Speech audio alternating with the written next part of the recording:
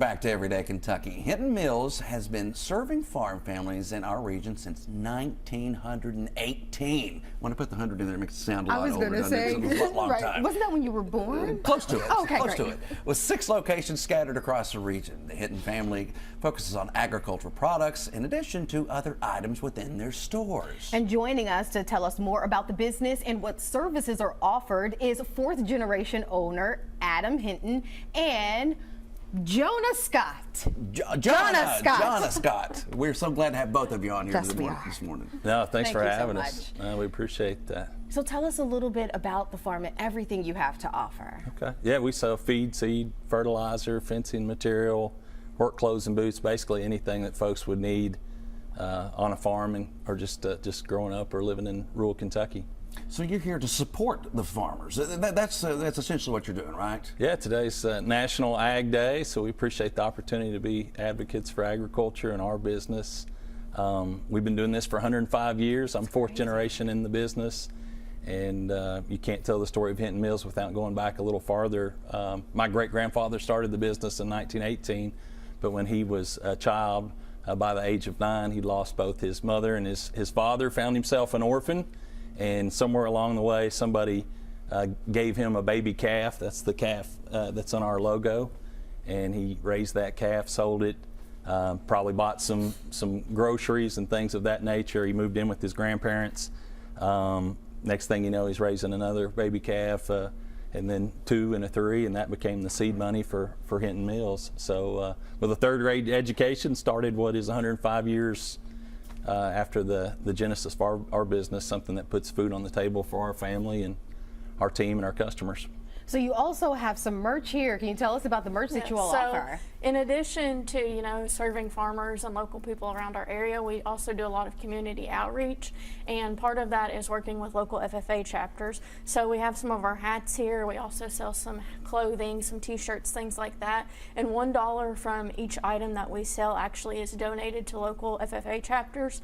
Over the last few years, I believe we have sold about $60,000 worth of merchandise that we have been able to donate back to local chapters to be able to help them as well.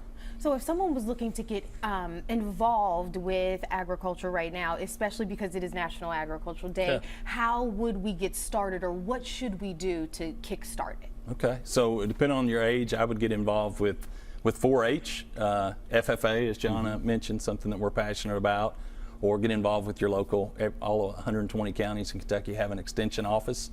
Get involved with your extension office, or just come. We invite you to come out to one of our 6 locations and talk to one of our team members, and hopefully we can.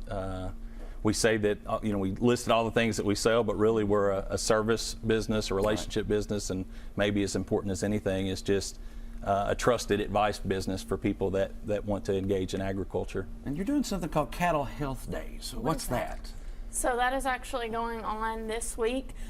We like to tailor to a lot of different farmers around our area, so we don't stick to one specific thing such as crops or livestock or anything like that. So we do several different events throughout the year.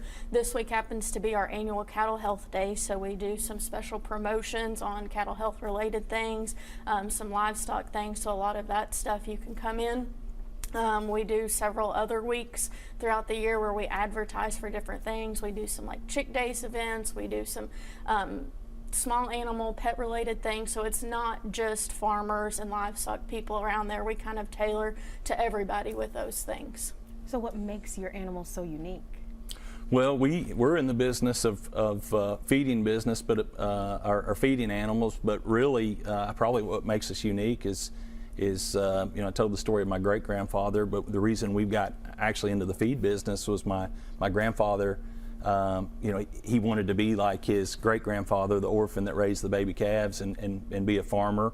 And so he was a cattle farmer, and probably some cold December night in the 1950s, when he was having to take his corn to be ground somewhere and bring it back to feed his livestock, he got the idea that if he had the need for this service, that probably some of his friends and neighbors did too. So we opened a feed mill in the 1950s, and the rest is kind of history.